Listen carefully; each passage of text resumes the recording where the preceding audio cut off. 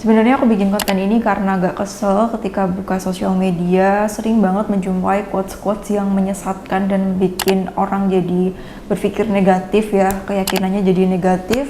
Apalagi quotes-quotes yang ada, postingan yang ada embel-embel hashtag menurut psikologi begini begitu dan sebagainya.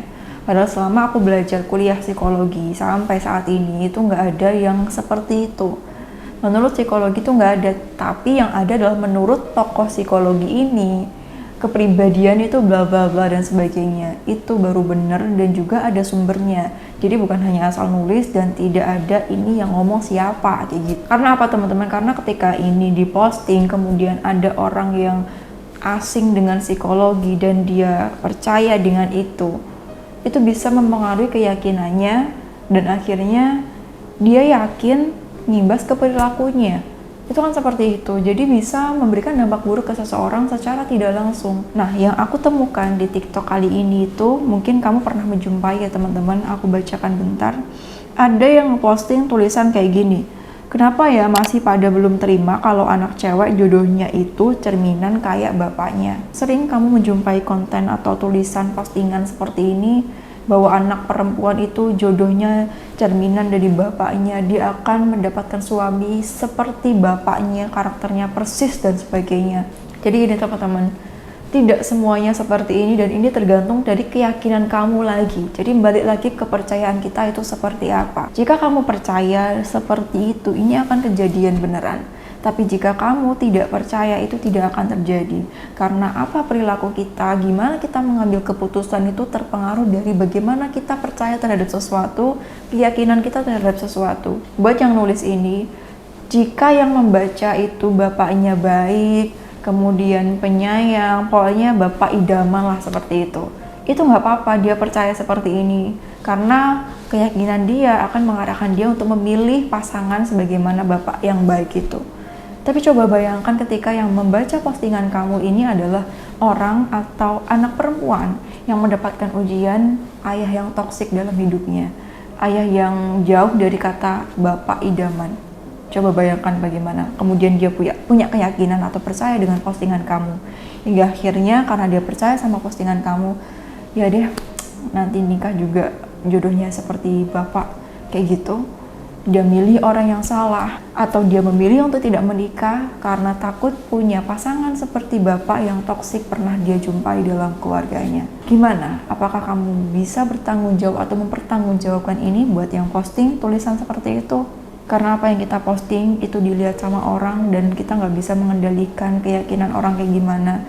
Kalau ini berbuah positif, kita bisa dapat baiknya. Tapi kalau berhasil ke arah negatif, itu bagaimana? Apalagi yang seperti ini tuh nggak jelas banget, nggak ada teori atau penelitian yang seperti itu, tidak ada yang memastikan semuanya pasti kayak gini. Jika memang pernah terjadi anak perempuan mendapatkan jodoh seperti bapaknya, itu seperti yang aku sampaikan tadi, karena keyakinan, dipengaruhi oleh keyakinan kita. Coba sekarang bayangkan kamu membenci seseorang nih, kamu benci sama seseorang. Segala hal kebaikan yang dia lakukan, kamu akan berusaha untuk mencari celah buruknya. Lihat wajah dia malas ketika mau lihat wajah dia, dari jauh aja kamu menghindar karena malas banget lihat atau ketemu sama dia. Itu yang kamu rasakan. Tapi gimana kalau misalkan kamu suka atau sayang sama seseorang, cinta sama seseorang? Segala hal yang dia lakukan, bahkan yang buruk sekalipun, kamu akan memaklumi. Dan ketika kamu mau ketemu sama dia, kamu akan memberikan yang terbaik, penampilan terbaik kamu, dan menunjukkan senyum terbaik yang kamu punya karena kamu happy.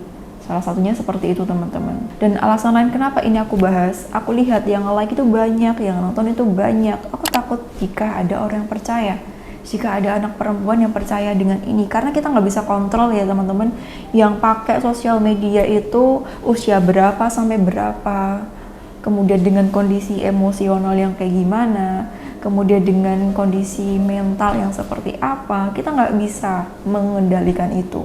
Jadi buat kamu yang sempat percaya dengan postingan ini, anak perempuan jodohnya cerminan bapaknya dan sebagainya, dengan kondisi kamu mendapatkan ujian dari Allah berupa bapak yang toksik ya, dan kamu sempat ngerasa takut karena sempat percaya, please ingetin. Yang pertama, Kita nggak bisa milih lahir dari orang tua yang seperti apa, dengan kondisi yang kayak gimana, jadi itu bukan salah kamu. Kemudian yang kedua, kisah hidup kita sama kisah hidup orang lain itu berbeda. Jika kamu pernah menjumpai, tapi aku pernah lihat anak perempuan yang jodohnya kayak bapaknya, sama-sama toksik. Terus itu gimana? Kisah hidup kamu dan kisah hidup orang lain itu tidak sama. Kamu bisa melihat itu dan mengambil pelajarannya untuk mendapatkan pasangan yang lebih baik, itu bisa banget. Jadi kembali lagi tergantung dari keyakinan kamu seperti apa. Kemudian yang ketiga, sembuhkan luka yang masih kamu rasakan akibat ayah yang mengecewakan, ayah yang membuat kamu masih merasakan marah saat ini, ayah yang membuat kamu sedih, ayah yang membuat kamu menangis. Sembuhkan luka itu dengan cara kamu akui dan terima lukanya. Ya, aku memang marah dan kecewa kalau ayah seperti ini. Selanjutnya bagaimana? Lalu bagaimana aku harus mengatasi ini? Apa yang harus aku lakukan? Fokus ke diri kamu dengan cara misalkan ke psikolog untuk membantu menyembuhkan luka itu. Kemudian fokuskan untuk dengan lingkungan yang positif. Berdoa sama Allah untuk minta bantuan bagaimana agar bisa sembuh dari lukanya. Melakukan jurnal syukur setiap hari.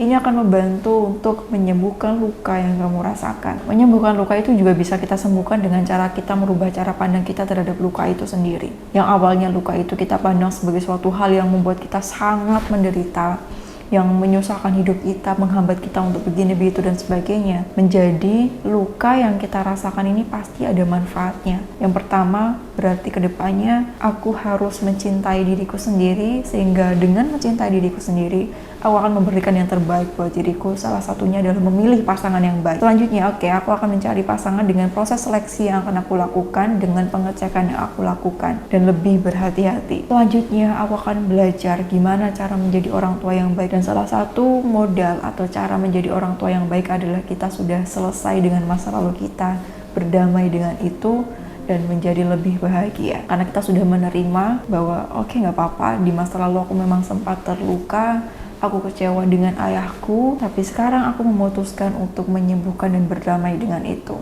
Jadi banyak banget pelajarannya. Kita melihat luka bukan hanya dari sisi hitam dan gelapnya aja, tapi kita coba lihat dengan warna yang lain. Karena seperti yang kita tahu, hidup ini warna-warni ya, nggak cuma hitam dan putih aja gitu ya. Oke teman-teman, jika lain kali kamu menjumpai postingan seperti ini lagi, jangan dipercaya. Real pasangan atau jodoh, perempuan yang baik dibersamakan dengan laki-laki yang baik ataupun sebaliknya. Jadi seperti itu teman-teman, semoga video ini bermanfaat. Sampai jumpa di video selanjutnya bersama aku, Devi Puspita. Ingat, kamu berharga dan kamu berhak untuk bahagia.